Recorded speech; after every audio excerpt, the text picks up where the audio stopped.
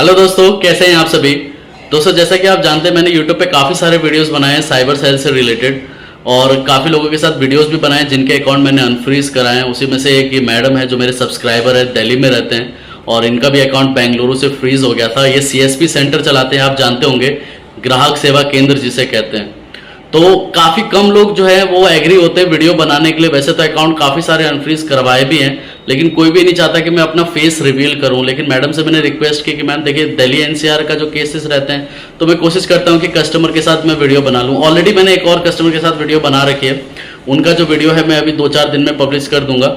लेकिन इन मैडम का ये था कि इनका CSP सेंटर था, और CSP सेंटर वाले बहुत सारे केसेस मेरे पास आए हैं, यहाँ दिल्ली से ही नहीं, चाहे वेस्ट बंगाल से हो, चाहे हैदराबाद, बेंगलुरु, बहुत जगह से मेरे पास केसेस आ रखे हैं। तो CSP सेंटर में इन मैडम के साथ क्या हुआ, कैसे इनका जो है अकाउंट फ्रीज हुआ, और क्या क्या इनको करना पड़ा, वो सारे डिटेल मैडम अगर आप बताएं तो थोड़ा बेटर रहेगा। मेरा नाम रितु है, मैं दिल्ली से हूँ और मैं 4 सालों से CSP सेंटर चला रही हूँ। एक दिन मेरे पास एक आदमी आया, उसने मुझे बोला कि मुझे 50,000 कैश की जरूरत है। तो मैंने उसको 50,000 रुपए दे दिए, उसने और मैंने उसे कैश दे दिए, उसने मेरे अकाउंट में 50,000 रुपए डलवा दिए। अचानक 2-3 दिन बाद मेरा अकाउंट फ्रीज हो गया, मुझे कुछ समझ नहीं आया ये कैसे हुआ। फिर मैं बैंक गई, बैंक के मैंने काफी चक्कर काटे, बैंक वाले भी बताने को तैयार नहीं हो रहे थे। फिर 2-3 बार जब मैंने चक्कर लगाया, उसके बाद उन्होंने बताया कि मेरा अकाउंट बैंगलोर से फ्रीज हुआ है। और फिर मुझे समझ नहीं आया था कि मैं बैंगलोर कैसे जाऊं, ये कैसे होगा। फिर मैंने यूट्यूब पे वीडियो देखा, यूट्यूब पे काफी सारे वीडियोस देखे। फिर मुझे सर का नंबर मिला, फिर मैंने सर से कांटेक्ट किया, फिर सर ने वो चीजें शॉर्ट आउट करवाई। अब मेरा अकाउंट अनफ्रीज हो गया है, और मैं ATM से कैश विड्रॉ वगैरह हर चीज कर पा रही हूँ। बस मेरा UPI स्टार्ट नहीं हुआ है अभी। तो UPI के लिए क्या बताया बैंक वालों ने आपको? तो UPI के लिए उन्होंने बोला है कि ये 2 से 3 दिन में आपको मेल आ जाएगा और आपका UPI स्टार्ट हो जाएगा। तो लेकिन एक्चुअल में ये जो आप CSP सेंटर चला रहे थे, तो इसमें पहले कभी कोई कंप्लेंट नहीं आई थी आपके नाम पे? नहीं, अब तक तो कोई नहीं हुआ था, ये फर्स्ट केस हुआ है। तो मतलब उन्होंने आपके पास जो आदमी आया था तो उसने आपको क्या बोला कि पैसे आप उनको चाहिए? हाँ। कि आपने 50,000 रुपए में, फिर आपने भी कुछ उस 50,000 पे आपने भी कुछ अर्न किया था क्या? हाँ, मतलब आप हाँ। लोग क्या लेते हैं 50,000, जैसे कोई आपने कैश दे दिया तो फिर 50,000 पे उन्होंने मुझे 500 रुपए दिया था।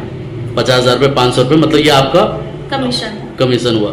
तो मतलब आपने जो है टोटल, कहने का मतलब ये है कि 50,000 रुपए आपने उसको कैश दे दिया, और बाकी जो है उसने 50,500 रुपए आपके अकाउंट में डलवा दिए। ठीक है। तो इस केस में जैसे जो आदमी ने आपके पास पैसे डलवाए थे, फिर आपने उनसे कांटेक्ट करने की कोशिश नहीं की, जिसने पैसे डलवाए आपके खाते में, या जो आदमी आया था तो उसका कोई कांटेक्ट नंबर या कुछ ऐसा आपके पास नहीं था क्या उनका?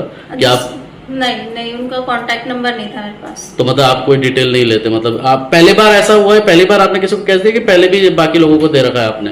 मतलब हाँ। ये CSP सेंटर में तो मतलब डेली का ही होता है, बहुत लोग आते हैं, बहुत सारे कैश देते हैं लोगों को, तो ऐसा फर्स्ट टाइम हुआ है। बट अच्छा, तो मतलब कि कस्टमर जो है, आपने इसका कोई डिटेल नहीं था आपके पास, और उन्होंने पेमेंट डलवा दी और अकाउंट फ्रीज आपका करवा दिया? जी सर।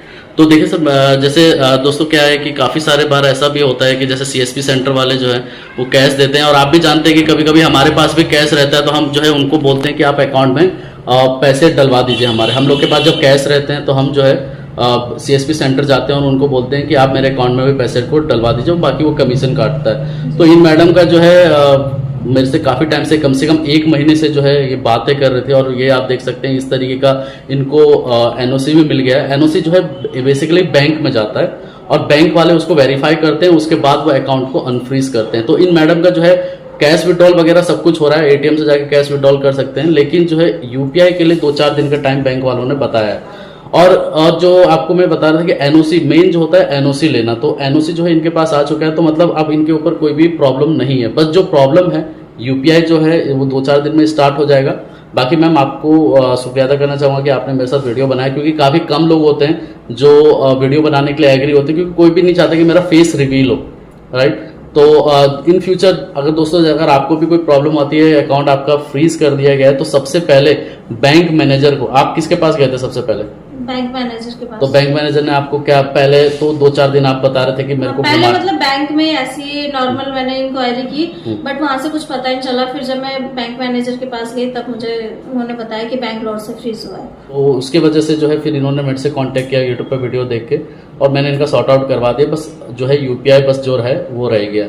तो अगर आपको भी कोई प्रॉब्लम होती है दोस्तों, तो आप मेरे को दिए गए नंबर पे कांटेक्ट कर सकते हैं, लेकिन पहले आप खुद से जो है पहले डिटेल निकलवाइए बैंक मैनेजर के पास जाके, उसके बाद आप हमसे कांटेक्ट कीजिएगा। तो अगर आपको भी कोई प्रॉब्लम होती है दोस्तों, तो आप मेरे को दिए गए नंबर पे कांटेक्ट कर सकते हैं, लेकिन पहले आप खुद से जो है पहले डिटेल निकलवाइए बैंक मैनेजर के पास जाके, उसके बाद आप हमसे कांटेक्ट कीजिएगा।